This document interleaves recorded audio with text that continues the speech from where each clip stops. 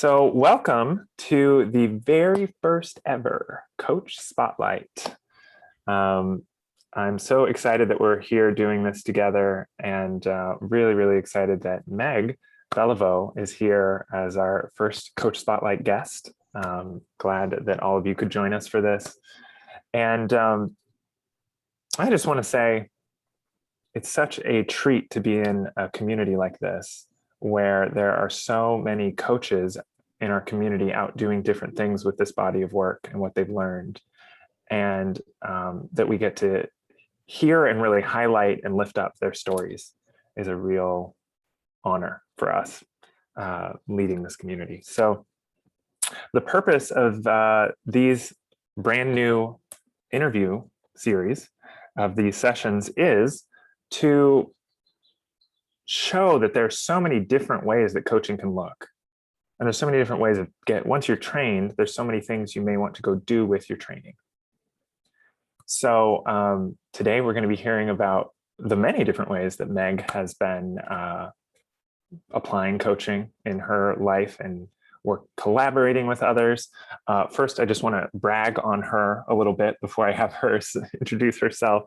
Meg, when did you graduate the coach training program? It was last May. Perfect. So yeah, about a year ago. Yeah. And first, just thanks for being here. I'm so glad you were willing to join us for the inaugural interview. I was just delighted to be here. It's fun seeing both some very familiar faces and some new faces. So yes. So Meg, for anyone who doesn't know her, she is really focused on serving people who are doing political organizing work, social change work. She describes herself as working with progressive democracy champions, nerds, innovators, and movement leaders. And her aim with them is to support them to make real systemic change. So whatever their most meaningful aspect for change is, that's what she's there to support them in as their coach. And I can just say that I admire the work you do so much, Meg. One of the reasons I wanted to invite you as our first guest for this series is because the work you're doing is so creative. And you've come up with so many different ways, and we're going to be talking about them throughout this interview. You know, you're supporting candidates. You're actually finding 3 or 4 different ways that you're supporting candidates running for Congress or running for other political positions to be supported, because I know that's so near and dear to your heart. You're supporting people who work in crisis line work or social work, because that's part of your background. And you've gotten so focused with what your mission is that it takes all these creative expressions that are so inspiring. And so that's what I hope out of this interview today, anyone who's watching really gets to be inspired by the different examples that you've set. So to start us out, I would just love to hear, when did you know that you wanted to be a coach? What was that origin story like for you? Oh, that's a fun origin story. So I was working at the California Youth Crisis Line, and it was my manager at the time. He said, hey, I think you should look into coaching, and we should think about changing our model of crisis counseling over to a coaching model.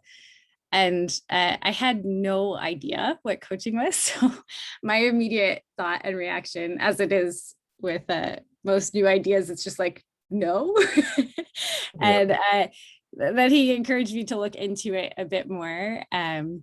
And I went on a full-fledged research project mission to figure out what coaching was and what coaching schools were nearby me, and met with a bunch of different schools.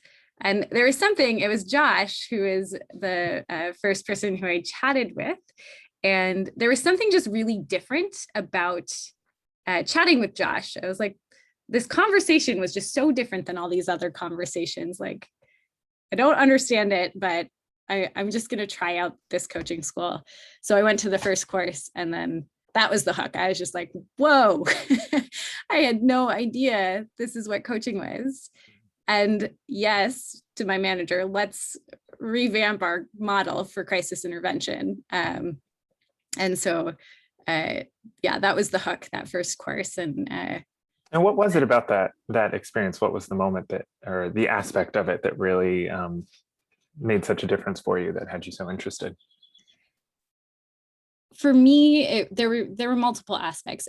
I think it was so cool to see how the course room itself, like the people who made up the course I was in, had such different backgrounds, and we're all just like so supportive of one another. That just felt super unique. And then it was also really seeing and feeling seen, so that people were able to come to their own answers. Yeah. And that was something we had always championed at the crisis line, is letting the caller come to their own answers, or not giving advice. But then there's a very clear way to learn that skill, because it's a skill to learn how to recognize our instinct to go down an advice giving route or a problem solving route, and consciously saying, oh, wait, let me look at this person and see who they are, and see that they have the capacity and they have their own answers. And that's actually far more powerful. And so to see that it was a learnable skill, that was like, okay, let's do this. Let's look at how we can incorporate this into the crisis line. Yeah. Well, it makes sense. I think many people, I know this is true for me, part of the reason I was drawn to coaching as well was, it's like we're empowerment nerds, aren't we? Like we can just get so interested in what actually creates experiences where someone can have some breathing room, some new perspective, and really touch into what's true for them, as we call it in our work, voice of wisdom, right? How do they get in touch with their voice of wisdom? And similarly, I can just so relate to that, like, wow, this really actually does that. I don't just have to like think about wanting it. Like, I wish I could help make this happen more. It's like, oh, I found a way that more consistently makes that happen. So I love that. Yeah. Me too. Yeah, I know you do. I'm so grateful for you all. It just was such a game changer. Yeah. Yeah. Oh, yeah. So then from there, I mean, we can kind of tell this in story format a little bit. It's like, from there, you got trained. I'm curious, when you were in that just getting started phase of being a coach, it's such a normal place where there's doubt and worry, and there's all this stuff that comes up that, as a mentor coach and as a course leader, I see come up quite often. What was it like for you, those kind of first few 3 or 6 months of being a coach? What were some of the stuff that you encountered? Oh my gosh. Well, first, shout out to both Margie and yourself, because you both got to see the ins and outs of my learning of this work. Yes. And it was the kind of like mind chatter often. I remember there was this graph that you all shared where it's like the arc or the curve of the learner's journey, where it's like at the very beginning, you're like, oh my goodness, I'm going to go coach the world. And it's just like really like a high level of enthusiasm. And then it's like that drop to like, oh, I'm learning this. And there's like a gap in skill, and that doubt comes in, and oh my gosh, what have I done? Can I find clients? Is this going to be possible outside of my crisis line work? Can I build a practice on top of the work I'm already doing? How I'm applying my coaching even to my interactions, like as a coworker, but not as a coach, just the presence of coaching, like holding that to the intricacies of a workplace and showing up in a new way. Yeah. There was all those kind of challenges and things I was using as like fodder for my coach learning.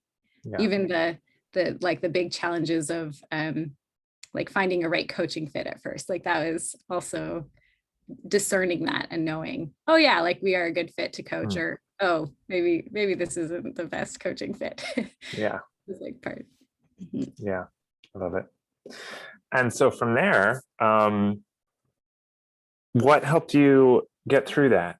You know, what had you, obviously you're working with clients now, you're not only a coach, but you've also gotten trained to be a trainer in this body of work. You're an ACE licensed trainer. Obviously you found your way through those stopping points, those difficulties. If you could highlight maybe one or two things that had it start to get some momentum, produce some results, and get past those stopping points, what would you highlight? Well, I mean, first and foremost, coaching. Yeah. Being coached as a coach, like, it was Yeah. just really, really key. That and some of the turning points, one of the big turning points was noticing that it was time for me to find work outside of the crisis line full time and moving to a contract basis with the crisis line, which Margie so gracefully carried me through, because that was a really heartfelt decision. I remember many tears, Margie. Do you? Yes. And so that was a big turning point. And the biggest. And I don't know one. if you said it explicitly, but Margie's your mentor coach. But yes. Yes. Yep. Margie Yeah. was my mentor coach. Thanks. Yeah. And you were too, after I Yes. did the organizational track. Yes. So Yep. I went through the organizational track so that we could create programming for the crisis line, Yep. and then went on to entrepreneurial. And it was really that step out of the crisis line full-time work that launched me into a whole new chapter of my work in coaching. And that was just like the most pivotal moment, where I started reaching out to different organizations or groups that really aligned with the work I wanted to be contributing to. And one of them being Brand New Congress. I saw Ginny. I don't know if she's here still, but shout out to Ginny. And that also was a huge turning point. Connecting with Brand New Congress, hearing their vision to be supporting congressional candidates to have support throughout their campaign and after their campaign for whatever transition came after the campaigning period. That was really monumental in terms of helping me clarify where I wanted to be pouring my energy into. Yeah. So those are like the two kind of cornerstone points that come to mind right off the top. Did that answer your question? Yeah. Well, I mean, what you're pointing to is, they say, don't see a therapist unless the therapist is also seeing a therapist, right? Don't see, your coach should have a coach is a pretty common, might be a good idea, both for their own, the way we, as that we talk about it at ACE, is you can't coach someone past a point you haven't gone yourself. Yep. Which doesn't mean that I have to have done everything that my client has done. It means that if I have a stopping point or a certain viewing point or a certain limitation that's up for me in how I'm seeing things, it's going to be just quite literally impossible for me to help someone else see their way past that stopping point, because I won't even notice that it's a limitation or a stopping point.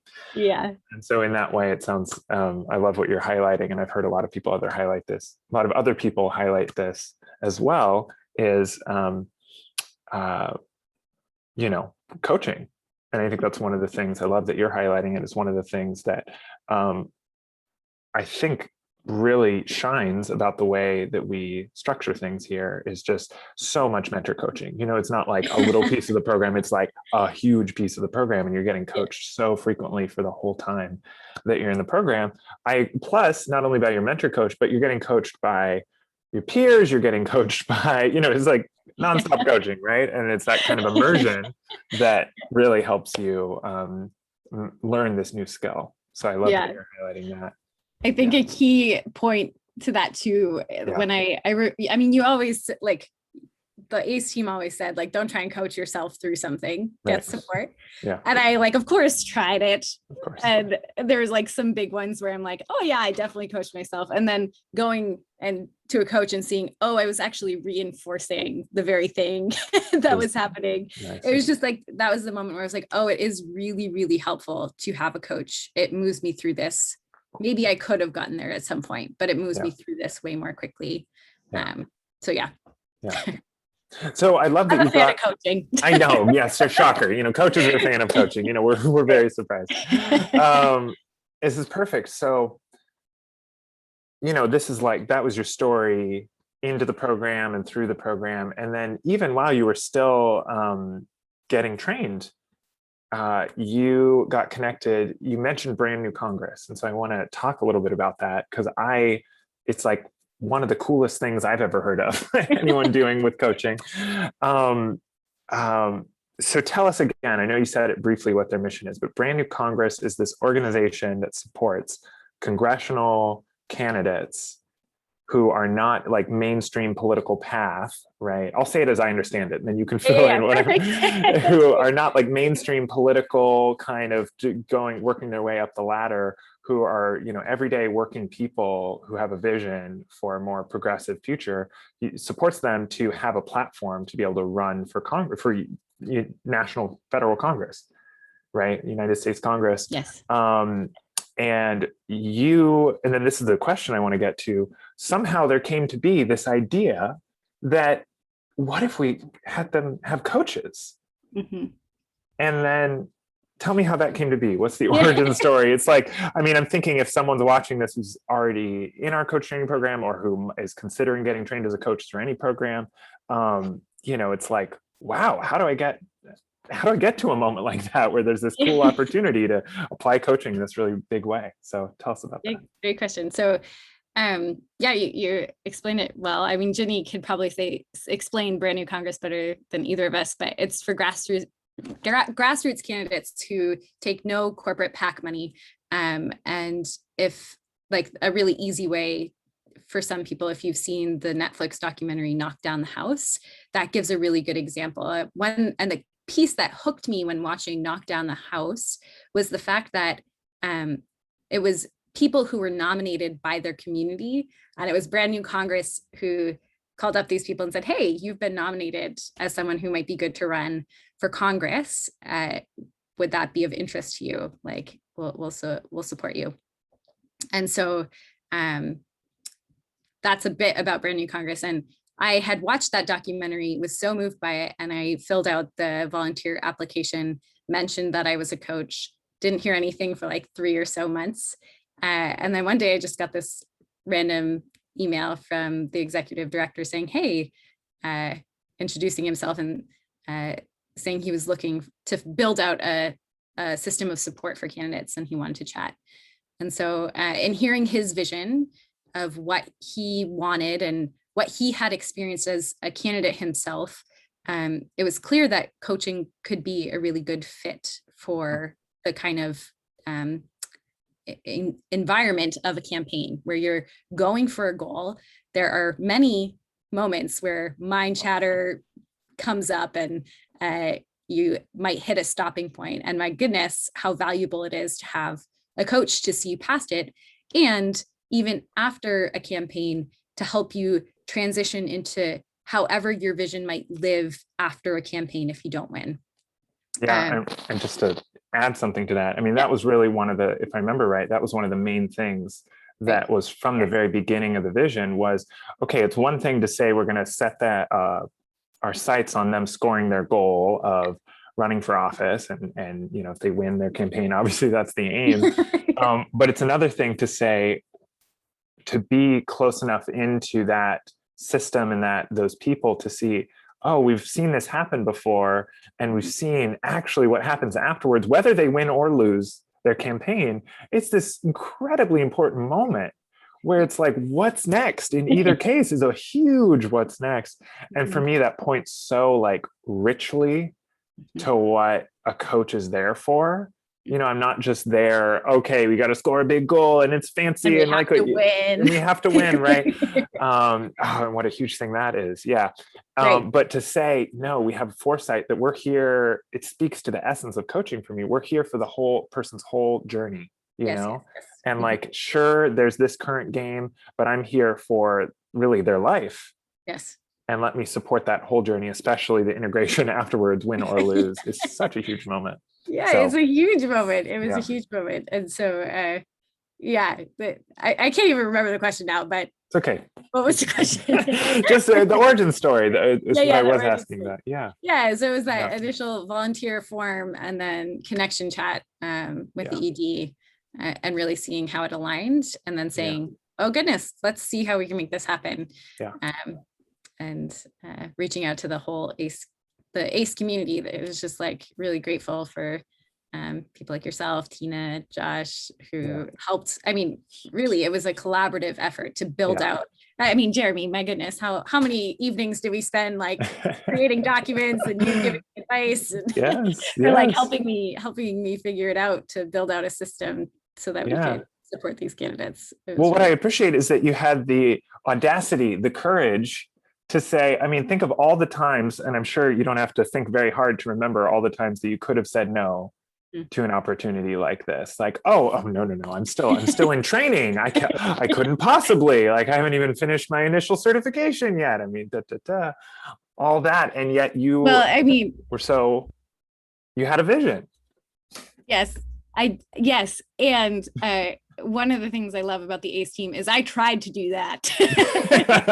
I tried to be like, I'm not ready. You all, I want to pass this off. And I'm just so grateful that you all saw that as a mind chatter moment.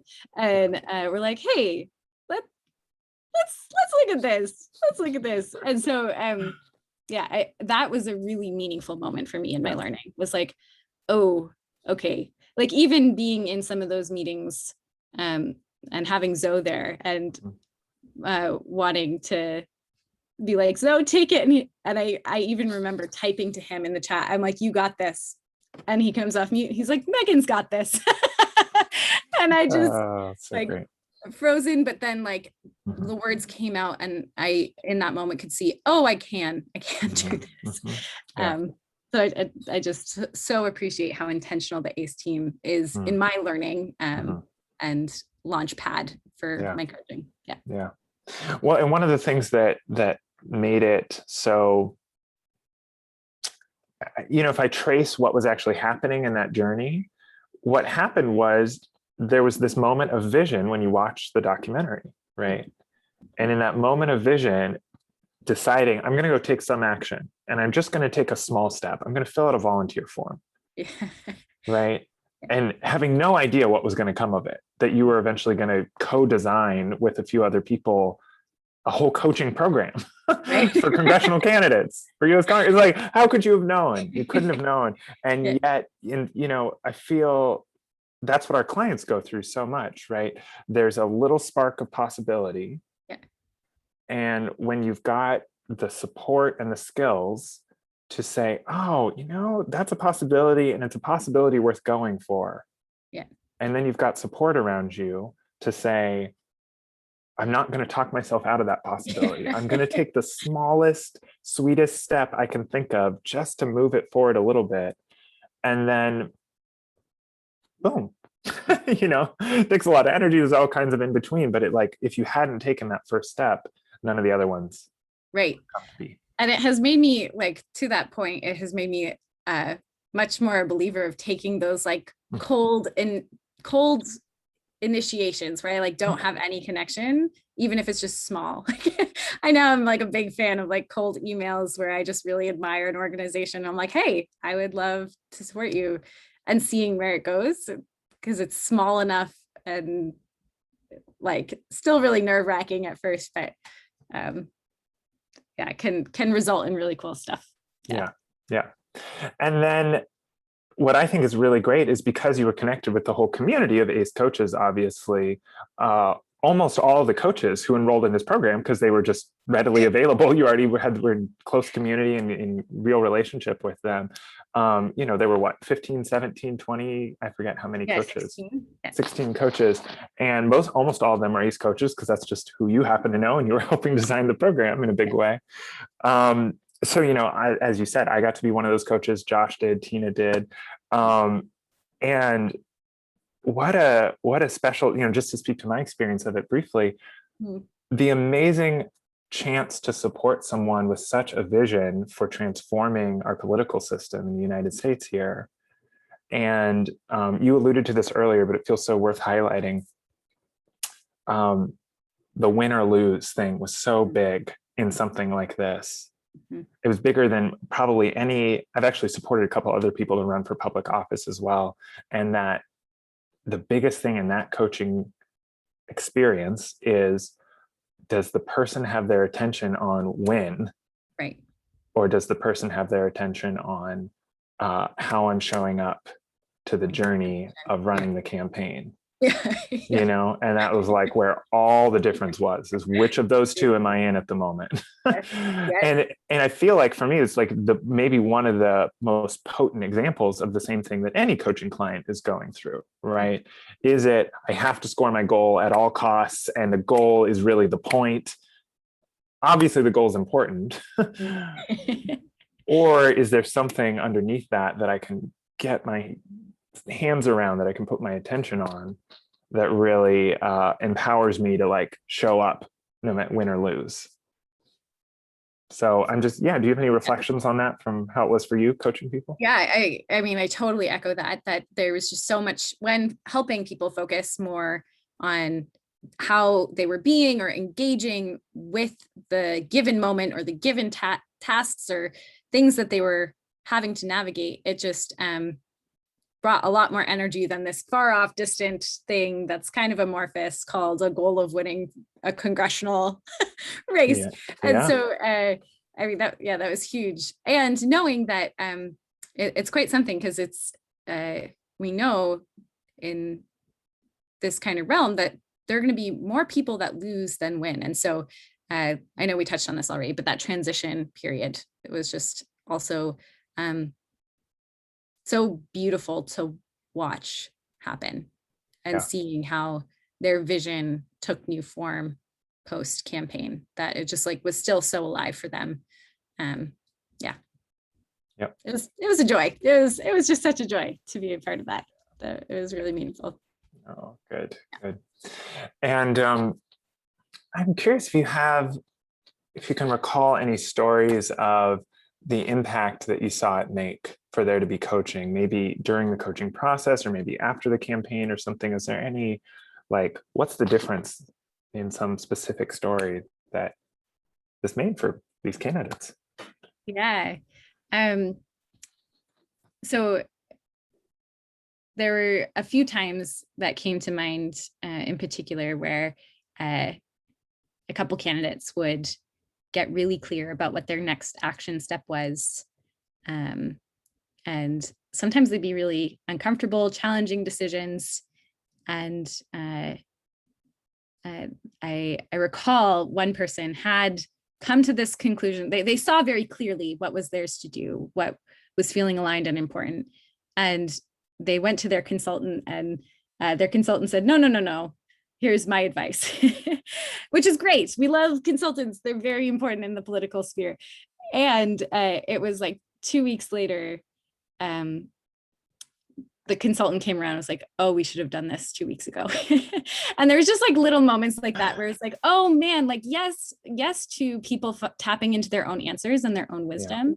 Yeah. And not having necessarily a cookie cutter thing that applies to all campaigns. While that is helpful in some contexts on the political campaign, that it was also interesting, particularly in team dynamics, that it was really helpful to have the voice of wisdom of the candidate be most at the forefront. So that was really interesting. And then also just seeing people who, looking at the numbers of their campaign, kind of had a sense that it wasn't going to end up in a win, but they were there to be a candidate to kind of make a statement. They weren't there to win, but they were there to say, hey, this is an important value and we need someone representing these values. And they had been doing this full time, this campaign work, and starting to think about, what do I do after campaign life? How do I start making income? And talking themselves out of some of their dream jobs was really interesting to see. and then supporting them to see what would it be like to go for this if it's something you really care about, and then watching them play full out for that while also closing out their campaign with such grace and getting this dream job of theirs like that, and seeing how their vision kind of found a new home in a very I love that way of talking about it. Yeah. Easeful way. It was just like a beautiful pass of the baton almost. Yeah. So those are a couple ones that come to mind that were just that's really, great. Found a new home for their vision. What a powerful way of talking about it. And I saw that with the one candidate that I was supporting as well, was the vision's there. And this is true for all of our clients, right? There's a vision, and there's many different ways that can take shape as coach. And as coach, we're not attached to the outcome, as I was saying before, right? It's okay, so that game is coming, that chapter of your game is coming to a close, and yet your vision is probably still pretty much your vision. Maybe it's grown or evolved, if anything, but it probably hasn't become a whole new, wildly different vision for most of us most of the time. So the chance to support people through a transition in their vision is often where people come to a coach in the first place. So that's huge. Right.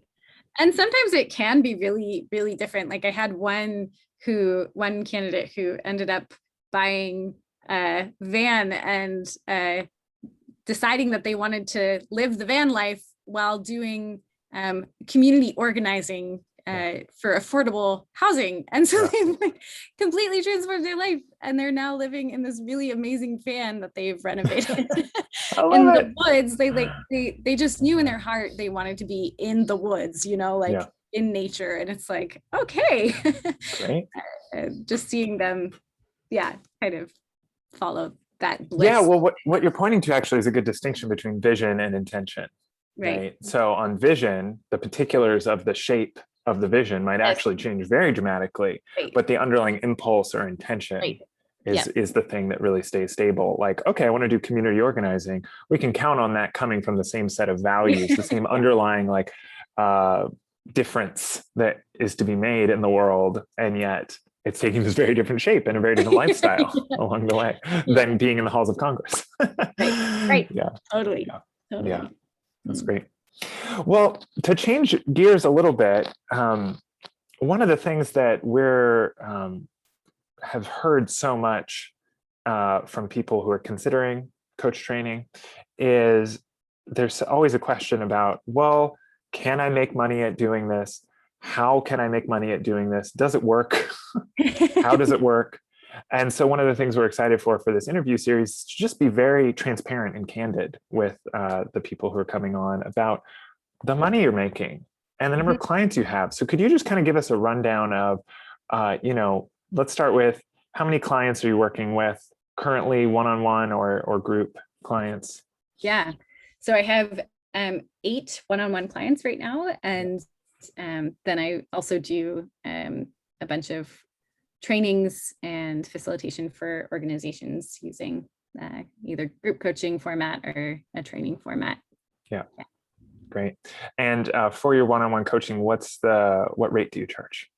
Yeah, so I have a sliding scale, and it's at the lowest end 100, and then it goes to 200, and then 250. Yeah. Perfect. Per session. Yeah, perfect.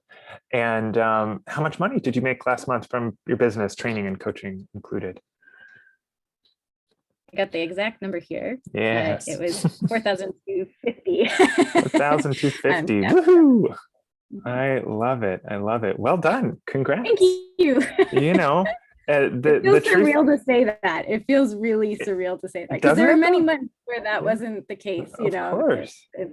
Yeah. And I think that's the value here is, you said you graduated last May, right? Mm-hmm. And then you started the program, a couple years before that, because you did, kind of 2 different parts of the program. And I think that's the like non-hyped version of what it takes to build a business is for a while, you're not making a lot of money, right? You know, there's a lot of people out there who entrepreneurial trainers and stuff who will say, you know, follow my formula and you'll be, you know, making six figures and whatever, all that stuff that it's like, well, we know it takes a lot of energy. We know it's you're in liftoff mode for a while. So I say that to just really celebrate, like, congratulations on reaching this level. It's a huge milestone to be at. People are applauding. Oh, thanks. Yeah. It is kind of something. It is like, it feels like the moment you cross the threshold, it's always like 10 times the amount of energy. I could so see this in the span of a lifetime. It's like, it takes like 2 to 3 years to feel like I get my feet under me in terms of the business part of coaching. Yeah, 100%. Yeah. I'm curious right now, I mean, there were the ways you got clients at the beginning of your business, and they may be similar or different than the ways that you're getting clients now. What are some of your either favorite ways to get clients right now, or maybe just where have some of your recent clients come to you from, either way? So I still love the cold email. Tell us about that. So even like the most recent example, I kind of have the other part of my business building, I've had like these different little incubators. So I have a component called Compassion Skills Training with Logan and Veronica, who were also at the crisis line, who also went through Compassion Skills Training. Some of the '80 courses.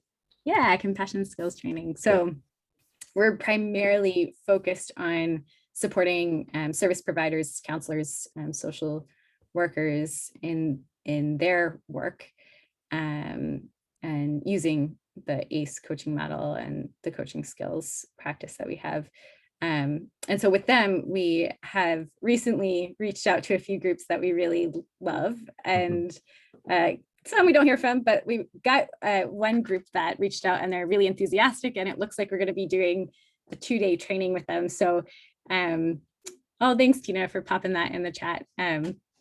So that's like one of my favorites, is kind of doing those cold emails to organizations. And a lot of my connections come from initially being connected to an organization, sometimes offering a free experience of like a coaching training to them, and then fostering some of the seeds that come out of that.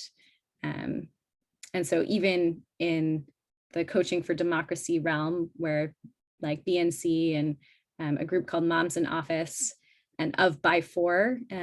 Those are a couple groups that I work with in that space. It was kind of in those initial like touch points that we'd kind of build that relationship. They get a sense of what we mean when we even say coaching, because I find there's a lot of room in this work to help people see what it is and what the value is. And then from there, it leads into further conversations of their vision. And I mean, that's the initial part, but it just leads into like further seeds and recommendations. So that's been the route that I've used most often, is connecting with organizations. And then from there, seeing if there are other people or other connections that might be served by coaching. Yeah, got it. So it's like some people go about this through, I mean, there's so many different ways to find potential clients, but some people might use their own personal network, or, you know, there's all kinds of social media and content approaches. Your approach has been a lot through organizations, making an initial contact. And then, if I'm understanding right, you're then going, maybe offering something free to start. And then you've got a lot of relationships, and those could either turn into one-on-one coaching clients, they could turn into group coaching clients, they might turn into further training opportunities, because as we said, you kind of got the next level of training from ACE to also train this work that some people go on to after they're trained as a coach. There's this second level where you can be trained as a trainer of these set of principles. Brilliant. And I know many of our coaches have taken that approach of a more organizationally focused way of serving or making connections, because there's a lot of momentum inside an organization. You can actually have a really big impact when you've got all these people gathered who have a similar mission, and they're already tightly networked. Sometimes that can get you a lot of momentum versus a lot of one-on-one contacts with individuals can sometimes that can work too, but it's just different path. Yeah. And for me, one thing I was seeing was in my personal contacts, when I was thinking about enrolling or connecting, it was like a lot of my personal contacts had no connections to the kind of group or niche that I wanted to be serving, other than for the crisis line. That has had a bit of a different, we have had some connections there that we've been able to foster, but really my heart was in the social change work. And I didn't have I had some background in it, but it hadn't been my paid work prior to coaching. And so my contact base and my family and friends were not really in that space. So for me, it was really like, oh, I need to build these relationships. Like I need to find people who I can be connected to, and really start even volunteering with a couple groups was another key way to get in, which I know like it took a lot of time. But it has been paying off. You know what that makes me wonder about is there's so much creativity in what you're describing. And I just want to like lift that up, the creativity of being an entrepreneur and seeing it's almost like this puzzle where you're like, I know there are people out there who could benefit from this. I'm so clear on that. And then to be able to look at the landscape of what it would take to get from here to there. And it's like, okay, I know there are people who need this. I know I have it. And then I don't know all the steps in between, but I'm so interested in the steps in between that I'm willing to navigate the territory in between here and there and think creatively like, oh, organizations, that's where I could see an inroad. And it's going to be different for each person. You know, there's no single formula that anyone can follow. No. Yeah. But what it makes me think about is one of the things I'm coaching my mentees on all the time is you're so clear on the impact and the difference that you want to make that you can get more interested in that than in what seems like a difficult problem to solve it up front. Like, I know they're out there. I know I'm here. I don't know how to do it. You know, that could be the point where someone throws up their hands and says, well, I don't know. I know I've done that early in my I was going to say, and I've right. But then it can be the place where you stay in the, I don't know, it's just impossible. This is too hard. I just don't know how to do it. You could be stuck with the, or in the question, the thought that it's not going to work. Right. And I quote, I don't know how to do it, versus the creative approach, which is I'm interested in figuring out how to do it. Yeah. And it's been my experience that one of the key things that causes you to get creative is I'm so dedicated to making the difference that I'm willing to figure out what's needed as the in-between, which makes me wonder, A, if you have any thoughts on that, but really I'm curious, because I haven't asked this yet, why coach people for democracy? You know, why coach progressive, you know, people running for office and in these other progressive roles? Like, what's that mission for you in your words? Oh, yeah, that's a great question. There's so many pieces to it, and the core of it, I have what I've come to learn and love is in the last couple of years is really seeing that the systems that are playing under the surface are really influential in people's lives. I think that that's not an epic statement, but for me, it feels when I could see that in an experiential way, it really shifted where I wanted to put my attention around policies and system change that would leave us better off, particularly around democratic systems. That just really gets me excited, because I can see how if we even improve the systems of democracy itself, it will set us up for a community that is supported. And that it's not the, like, what I've kind of found is that it's the system stuff doesn't really get a lot of excitement. It's not very sexy. Yeah. There's nothing really super, like, you can't make it sound super cool. Like, it takes a lot to make it sound really fun.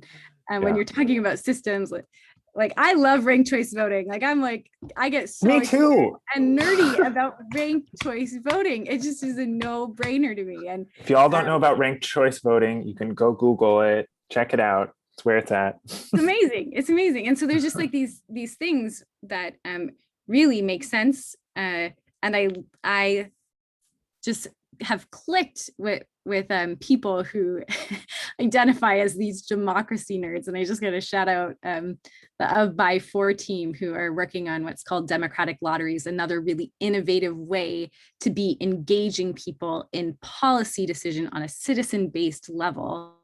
I just get so excited about it, and they get so excited about it. And they're making the systems that are not so fun to talk about really interesting to people. And so just seeing how, even with my I studied environmental studies and community development, and how everything is really about these underlying systems, or informed by them on a subtle, not even subtle, significant level, but we might not notice it as readily, even like in our own selves. Like, it's why I love coaching. It's like, oh, this is the underlying thought or system that I have been running on, and it is no longer serving me. And it's like, wow, we are in a time and place where we've been using systems that are out of date, and no longer serving, and sometimes never were serving. Yeah. And it's time for some upgrades. So yeah, I don't know if that answers. No, it's perfect. It's perfect. Thank you. And it makes me think,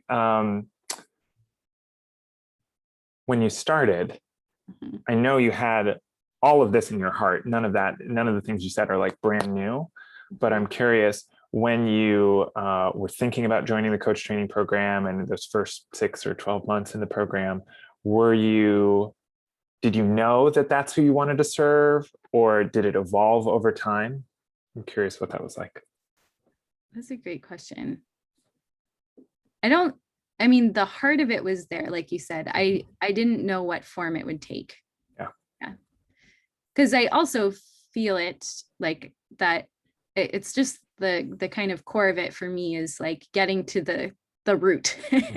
And that has always been the case. And that I felt that, I feel that even with the service providing work, kind of like getting to the root, and developing systems was a big part of my work. Like, how do we build a system and a team and a way to collaborate that supports everyone involved? It's like a sociocracy is another really interesting like way of being with people that I just get really excited about. It's like a way a team organizes around itself, a system that you put in place that ensures all voices are heard and we're still really efficient in getting things done. And so it just took on a new form.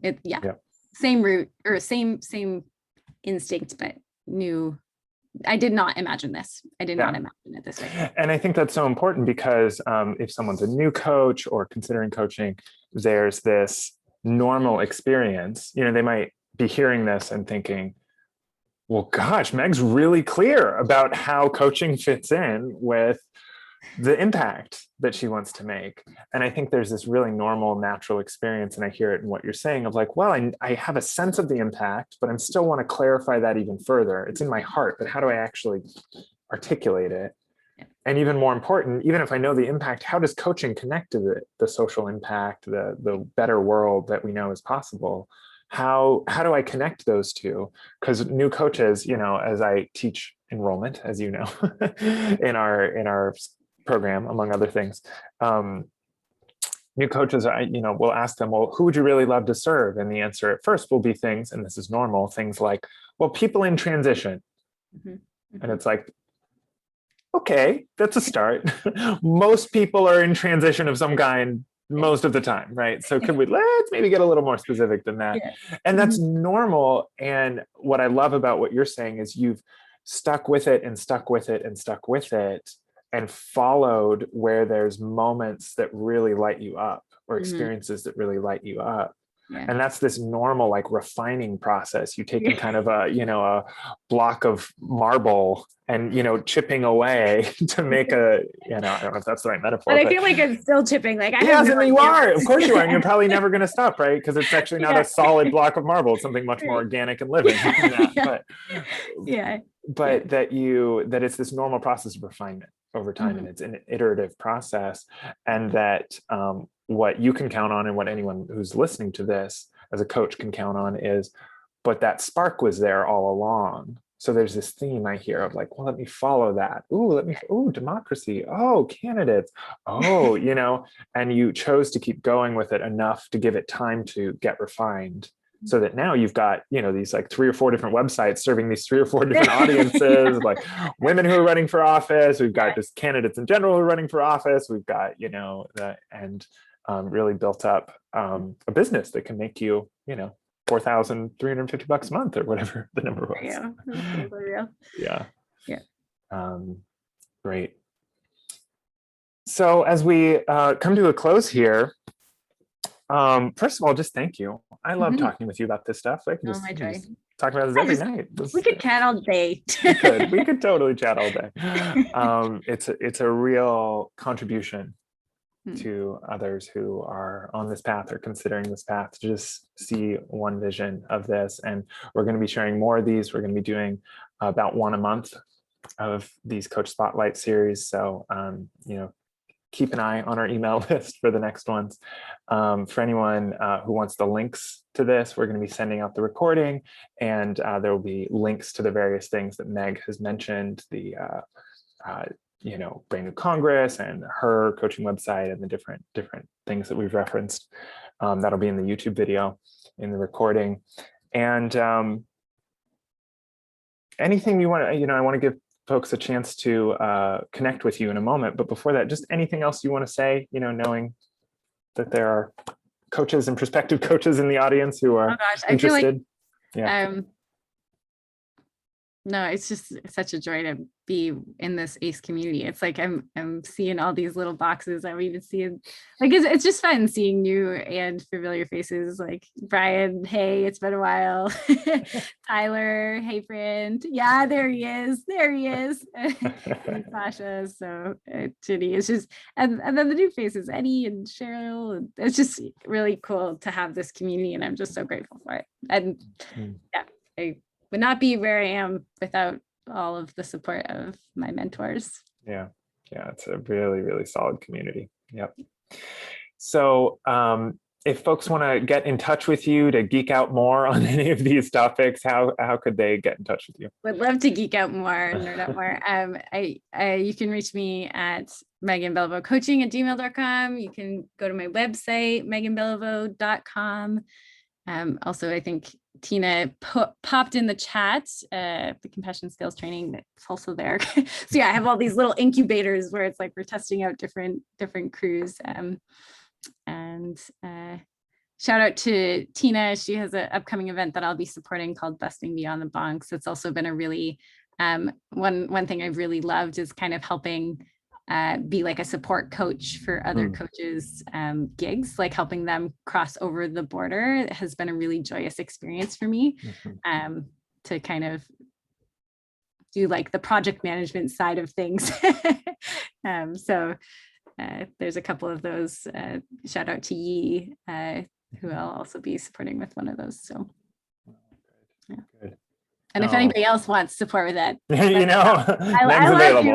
love doing it. It's such a joy. You really do. And you're so great at it too. You do it with such delight. So Meg, thank you so much for being here. Just a real delight. Looking forward to more.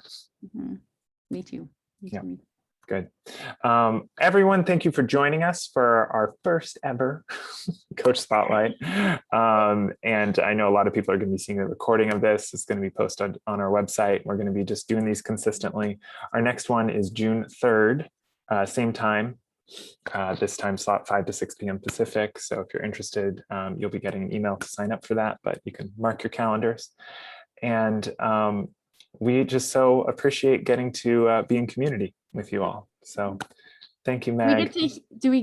do we get to stick around and hear from people or say hi to people? Absolutely, let's I do know you're it. still recording. We'll stop the recording and we can Like, I just want to hear other people's voices. absolutely.